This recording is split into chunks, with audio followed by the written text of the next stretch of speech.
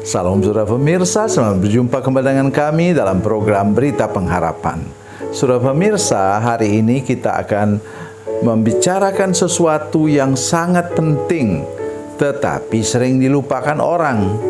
Mari kita dengar sebentar dan mari kita berdoa sebelum kita lebih jauh mendengarkan firman Tuhan ini. Bapa, dalam nama Yesus kami mengucap syukur kepadamu, ada firman Tuhan yang ajaib dan luar biasa kami dengar sebentar.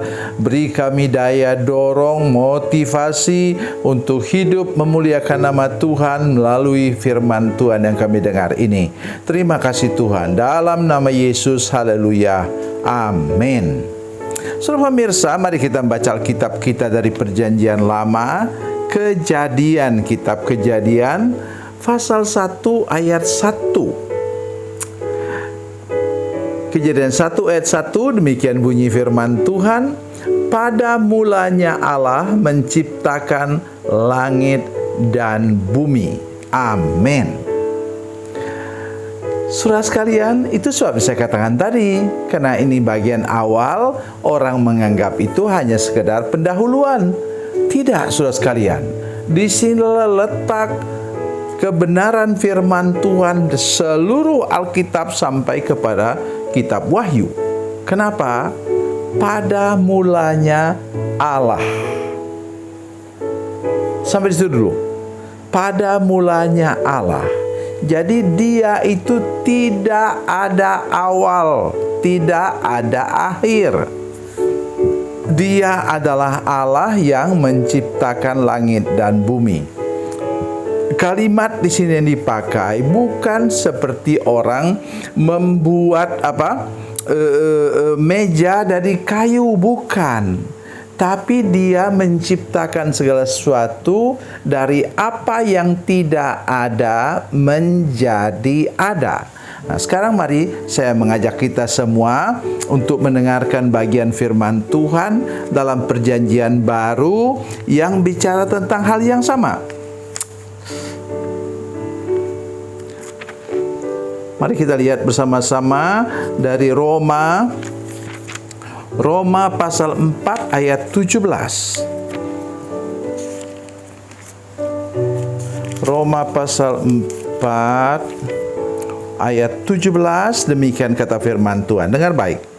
Seperti tertulis, engkau telah kutetapkan menjadi bapa banyak bangsa di hadapan Allah yang kepadanya ia percaya, yaitu Allah yang menghidupkan orang mati dan menjadikan dengan firman-Nya apa yang tidak ada menjadi ada. Sudah dengar itu kan? Itu konfirmasi bahwa ayat ini, ayat tadi Kejadian 1 ayat 1 itu sampai kepada kitab Wahyu, ia berbicara tentang Allah yang menciptakan. Itu yang pertama. Yang berikutnya lagi, saudara sekalian, mari kita lihat Tuhan kita seperti apa. Pada mulanya Allah menciptakan. Ia adalah Tuhan yang aktif. Ya. Tuhan yang aktif. Ia bekerja, menciptakan. Oleh sebab itu, saudara sekalian, kalau saudara orang yang percaya kepada Yesus, saudara sudah menerima Yesus sebagai Tuhan dan Juru Selamat, saudara harus menjadi orang Kristen yang aktif. Bukan hanya aktif secara rohani, aktif dalam bekerja, aktif dalam membangun rumah tangga saudara sekalian, dan aktif pula untuk menjalin hubungan relasi yang baik dengan tetangga, dengan orang di sekitar saudara-saudara sekalian. Itu tidak bisa diabaikan. Jadi Allah yang engkau sembah dalam nama Yesus itu adalah Allah yang aktif, yang bekerja, yang melakukan sesuatu. Karena itu kita harus juga aktif seperti itu. Jangan menjadi orang Kristen yang pasif. ditelepon dulu, atau sekarang zaman WA, di WA oleh gembala baru engkau siap untuk ke gereja. Tidak bisa seperti itu, saudara-saudara sekalian. Jadi kita semua ini harus benar-benar aktif. Tidak usah disuruh kita berangkat ke gereja, tidak usah disuruh kita itu aktif. Aktif memberi, aktif membaca firman Tuhan, aktif berdoa. Itu namanya kita disebut sebagai orang yang percaya kepada Tuhan Yesus Kristus. Kemudian apa katanya? Apa yang dia buat? Pada mulanya Allah menciptakan langit dan bumi. Langit dan bumi. Untuk apa dia ciptakan itu, saudara sekalian?